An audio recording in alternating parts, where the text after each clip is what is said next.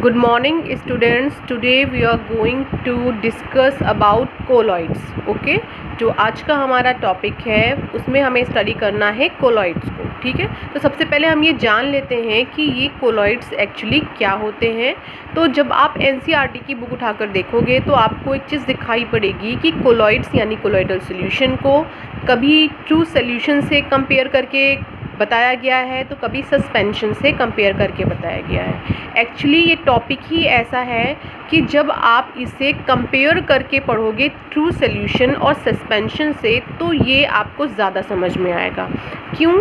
क्योंकि ये जो टॉपिक है ये इंटरमीडिएट है, यानी कोलॉइडल सोल्यूशन हमारे क्या है, इंटरमीडिएट होते हैं ट्रू सोल्यूशन और सस्पेंशन के. तो अब हम क्या करते हैं, इसको एक सिंपल एक्सपेरिमेंट के थ्रू समझने की कोशिश करते हैं. इस एक्सपेरिमेंट में हम एज्यूम करते हैं कि हमारे पास ये एक ग्लास है, ठीक है, ये दूसरा ग्लास है, ओके, ये हमारा तीसरा ग्लास है. ओके, इन तीनों ही ग्लासेस में हमने वाटर को फिल किया है. ठीक है, यानी तीनों ही ग्लासेस में हमने क्या डाला है, वाटर डाला है. फर्स्ट में हमने ऐड कर दिया है सॉल्ट. सेकेंड में हम यहाँ पर ऐड कर सकते हैं सेलुलोज या फिर जिलेटिन या फिर स्टार्च, जो भी आपका मन हो. यहाँ पर हमने ऐड किया है सैंड, यानी कि इन तीनों ही ग्लासेस में क्या है, वाटर है. वाटर में हमने पहले ग्लास में सॉल्ट डिज़ोल्व किया है और सोल्यूशन बनाया है. दूसरे ग्लास में हमने वाटर लिया है जिसमें सेलुलोज डिज़ोल्व किया है और दूसरा सोल्यूशन बनाया है. तीसरी ग्लास में हमने वाटर लिया है जिसमें सैंड डिज़ोल्व किया है और एक सोल्यूशन बनाया है. ओके, तो सबसे पहले हम देखते हैं कि ये जो हमारा सोल्यूशन बना है ये देखने में कैसा है. ठीक है, तो बच्चों जब हम फर्स्ट सोल्यूशन को देखते हैं तो जो हमारा फर्स्ट सोल्यूशन है जिसमें आपने वाटर में सॉल्ट को डिज़ोल्व किया है, जब आप पूरा सॉल्ट डिज़ोल्व कर दोगे तो आप देखोगे कि ये जो हमें सोल्यूशन मिला है ये सोल्यूशन देखने में कैसा दिख रहा है, transparent. Okay, transparent in the sense कि आप इस ग्लास को एक सामने से देखोगे तो पीछे तक आपको दिखाई पड़ेगा सोल्यूशन को क्रॉस करते हुए. ओके, यानी कि जो विजिबिलिटी है ये बिल्कुल ही क्लियर है यहाँ पर सोल्यूशन की. ओके, नेक्स्ट हम आते हैं थर्ड वाले सोल्यूशन की तरफ. थर्ड वाले सोल्यूशन में हमने वाटर लिया है. अगर हम इसमें सैंड को डिज़ोल्व कर देंगे और तो हम ये देखेंगे कि ये पूरा पानी कैसा हो गया, बिल्कुल काला काला सा मडी टाइप का वाटर हो गया है.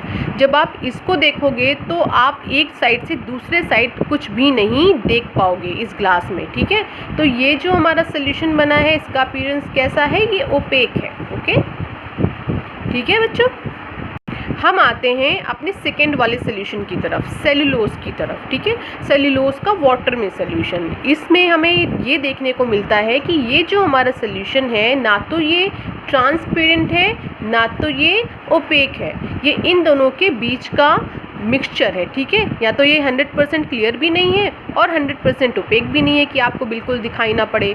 आप इसका सोल्यूशन अगर जैसे आपके घर में गम या लेई हो, लेई को आप वाटर में डिज़ोल्व करोगे तो आप देखोगे कुछ गंदा गंदा सा आपको मिल जाएगा सोल्यूशन, जो 100% ट्रांसपेरेंट भी नहीं है और वो 100% ओपेक भी नहीं है. तो कुछ ऐसा ही अपीयरेंस इस सोल्यूशन का होता है जिसे हम नाम देते हैं ट्रांसलूसेंट का.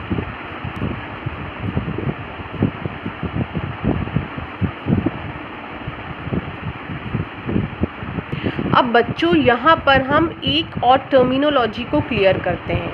इन तीनों ग्लासेस में हमने क्या ले रखा है, वाटर ले रखा है.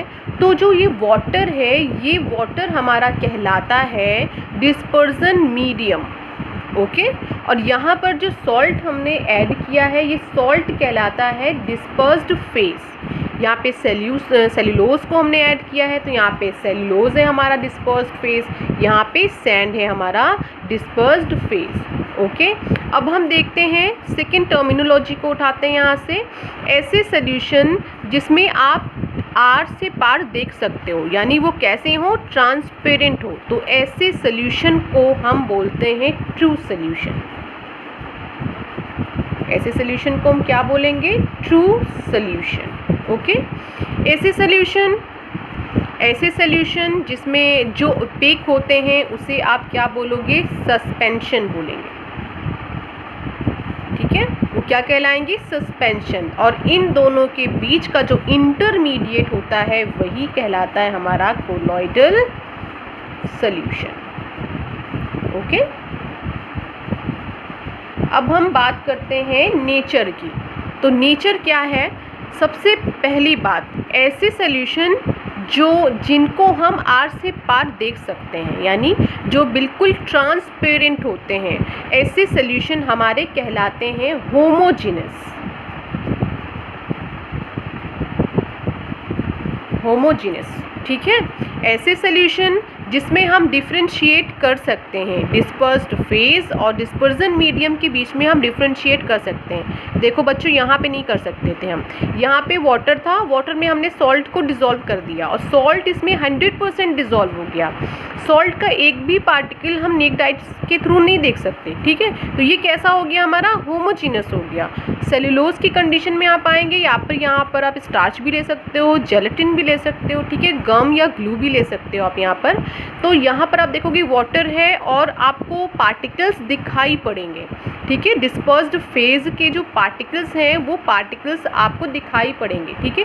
तो ऐसे सॉल्यूशन का जो नेचर होता है वो कैसा होता है? हेटेरोजीनस होता है।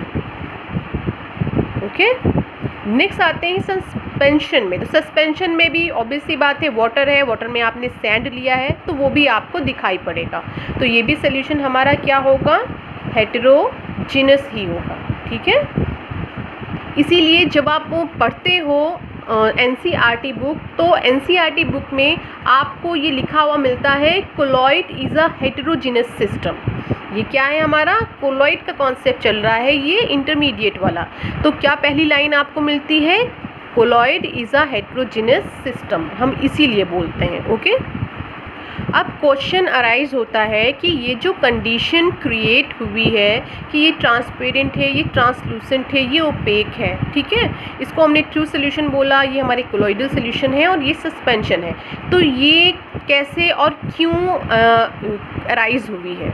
ओके, तो सबसे पहला हम देखते हैं किसकी वजह से अराइज हुई है। तो ये जो हमने पार्टिकल्स जो इसमें ऐड किए हैं, सबसे पहला हमने यहाँ पे सॉल्ट, यानी यहाँ पर जो डिस्पर्स्ड फेज है उसका एग्जाम्पल पे हमने किसको ले रखा है? यहाँ पे सॉल्ट को ले रखा है। उनके पार्टिकल का साइज़ क्या है?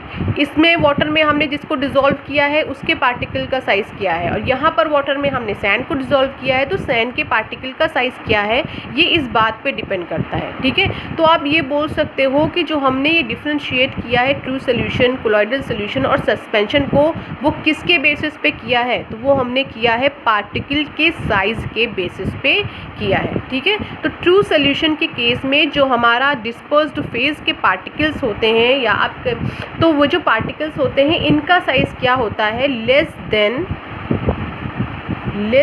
10 to the power -9 मीटर, या फिर आप इसको बोल सकते हो 1 नैनोमीटर, या फिर आप इसको बोल सकते हो 10 एंगस्ट्रॉम। यानी यहाँ पर जो पार्टिकल का साइज़ होता है वो कम होता है 1 नैनोमीटर से, 10 एंगस्ट्रॉम से और 10 to the power -9 मीटर से।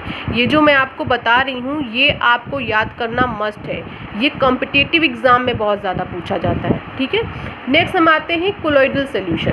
तो जो हमारे कोलॉइडल सोल्यूशन होते हैं, कोलॉइडल सोल्यूशन में जो पार्टिकल का साइज़ होता है वो होता है 10 to the power 9 to 10 to the power -6 metre, या फिर आप बोल सकते हो 1 नैनोमीटर से लेकर के 1000 नैनोमीटर के बीच में होता है, या फिर आप बोल सकते हो 10 एंगस्ट्रॉम से लेकर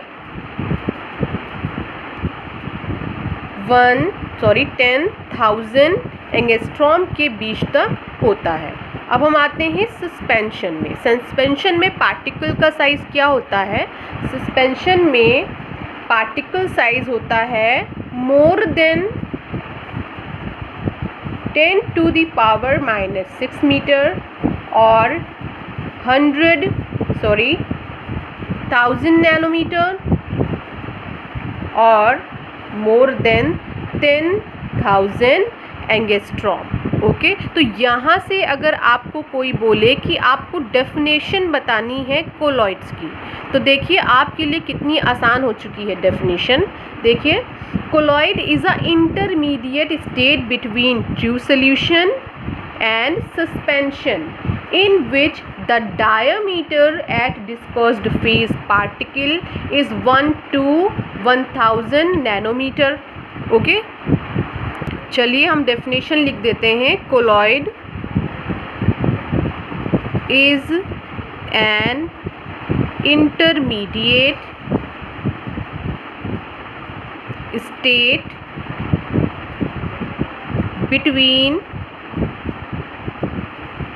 true solution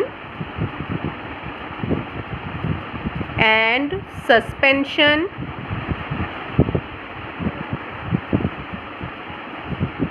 in which the diameter at dispersed phase particle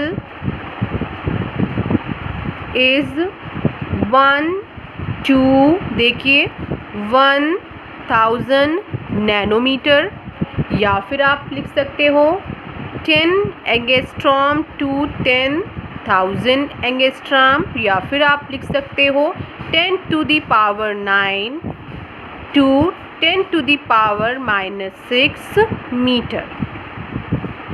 अब ये डेफिनेशन बहुत इजी हो गई है।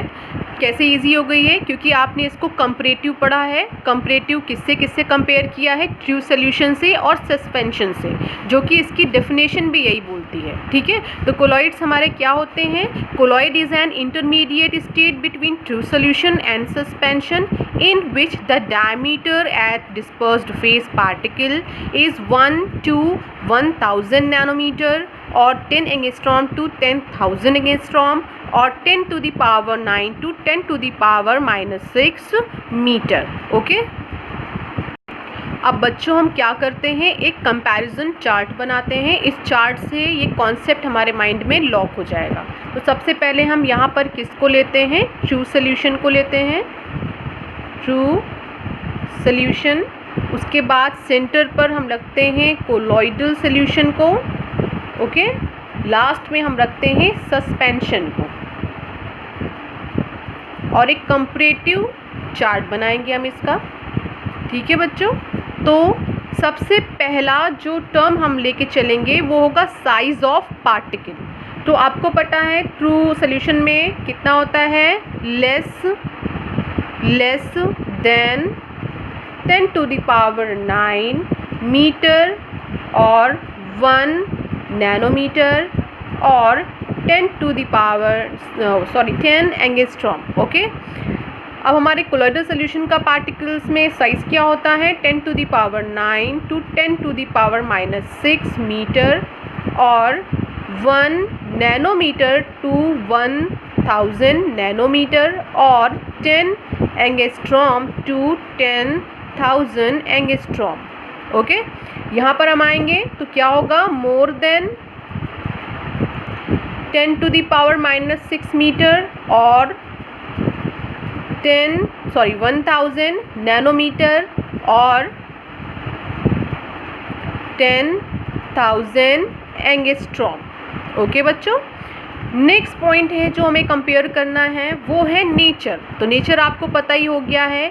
ट्रू सॉल्यूशन कैसे होते हैं? होमोजीनस होते हैं, homogeneous. Colloidal is heterogeneous, suspension is also heterogeneous. Okay, next terminology जो आएगी वो हमारी आएगी अपीयरेंस। ये हमें कैसे दिखते हैं तो ये भी हम पढ़ चुके हैं। ये कैसे अपीयर होते हैं? बिल्कुल transparent. Colloidal solution is translucent, it means हल्के से धुंधले, और ओपेक यानी अपारदर्शी। आर पार हम नहीं देख सकते। ठीक है, नेक्स्ट हमारा जो पॉइंट होगा वो होगा सेटलिंग का। ठीक है, हमने वाटर डिज़ोल्व किया था, सॉल्ट डिज़ोल्व किया था वाटर में, सेल्यूलोज डिज़ोल्व किया था वाटर में, और हमने डिज़ोल्व किया था सैंड को वाटर में। तो कुछ देर अगर हम तीनों ग्लास को रख दें तो हम देखते हैं किसमें सेटल होते हैं पार्टिकल्स। तो सेटलिंग देखिए, इसमें तो पूरा सॉल्ट वाटर में डिज़ोल्व हो गया था, ट्रू सोल्यूशन में पूरा का पूरा सॉल्ट वाटर में डिज़ोल्व हो गया था। आप इसको 2 घंटे 3 घंटे 4 घंटे या 2 दिन 3 दिन 4 दिन कितना भी आप रखो, लेकिन आप देखोगे सॉल्ट के पार्टिकल्स सेटल नहीं होंगे। तो यहाँ पर क्या है, डू नॉट सेटल। ओके, यहाँ पर भी सेम कंडीशन है। आप एक गम ले लो या लेई ले लो, आप उसे वाटर में डिज़ोल्व कर दो, चाहे जितने दिन आप उसको रखे रहो, आप देखोगे लेई बॉटम में कभी भी सेटल नहीं होगी। तो यहाँ पर भी क्या है, डू नॉट सेटल। ओके, यहाँ पर भी पार्टिकल सेटल नहीं होंगे। हम नेक्स्ट पॉइंट पे आते हैं। अगर आपने सैंड लिया है, वाटर में डिज़ोल्व कर दिया है, तो आप इसको रख दीजिए। कुछ ही घंटों के बाद आप देखोगे कि जो हमारा ग्लास है उसके नीचे सैंड क्या हो गई है, सेटल हो गई है। ठीक है, तो यहाँ पर क्या है, सेटल ऑन स्टैंडिंग। रखने पर कुछ देर बाद क्या हो जाते हैं, पार्टिकल्स स्टैंडिंग सेटल हो जाते हैं। ठीक है, नेक्स्ट हम देखते हैं डिफ्यूजन। तो यहाँ पर डिफ्यूजन बहुत फास्ट होता है। ठीक है, डिफ्यूज क्विकली। अब क्यों होता है ये तो आपको समझ में आ ही गया होगा, क्योंकि यहाँ पर जो पार्टिकल्स हैं वो 100% डिज़ोल्व हुए हैं, तो डिफ्यूज़ क्या हुए हैं, जल्दी हुए हैं। यहाँ पर क्या है, 100% डिज़ोल्व नहीं हुए हैं, तो यहाँ पे डिफ्यूजन होगा तो, लेकिन काफ़ी स्लोली होगा। ओके, यहाँ पर डिफ्यूजन होगा ही नहीं, क्योंकि यहाँ पे तो पार्टिकल्स डिज़ोल्व हुए ही नहीं। Do not diffuse. नेक्स्ट हम आते हैं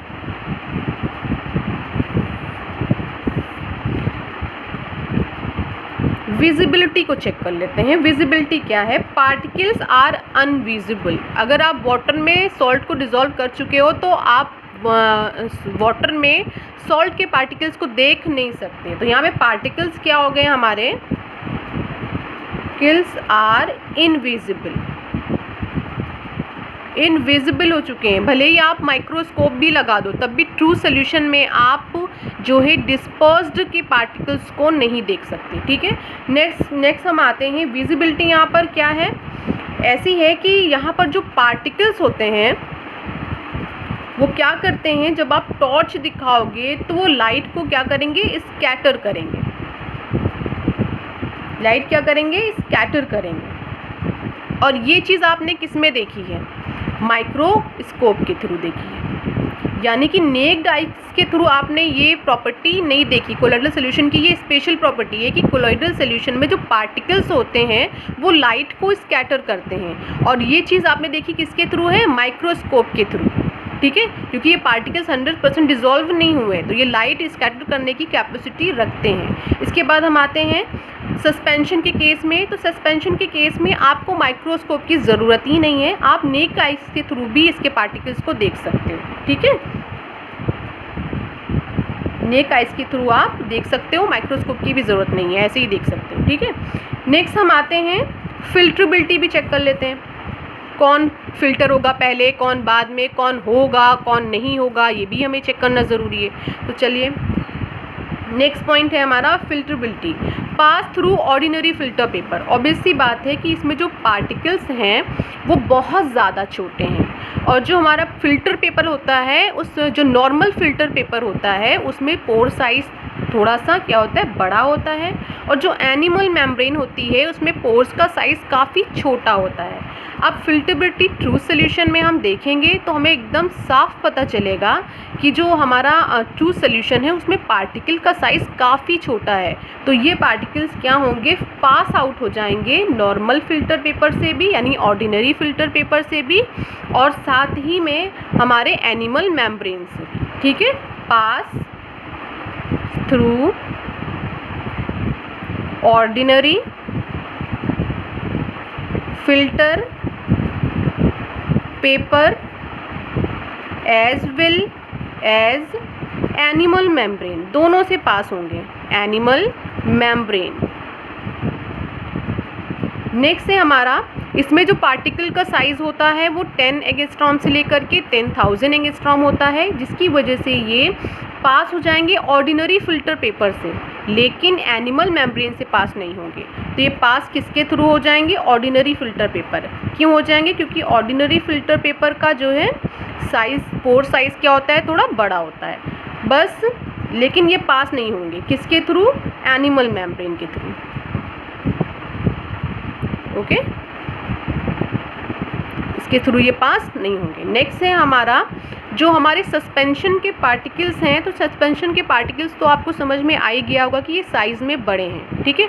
अब ये साइज़ में बड़े हैं तो ये ना नॉर्मल फिल्टर पेपर के थ्रू पास आउट होंगे और ना ही ये एनिमल मेम्ब्रेन के थ्रू पास आउट होंगे। तो पास होने का जो इनका फिल्टर पेपर के थ्रू का कॉन्सेप्ट है वो बिल्कुल ही क्या है? निगलेक्ट है, हो ही नहीं सकते। ओके।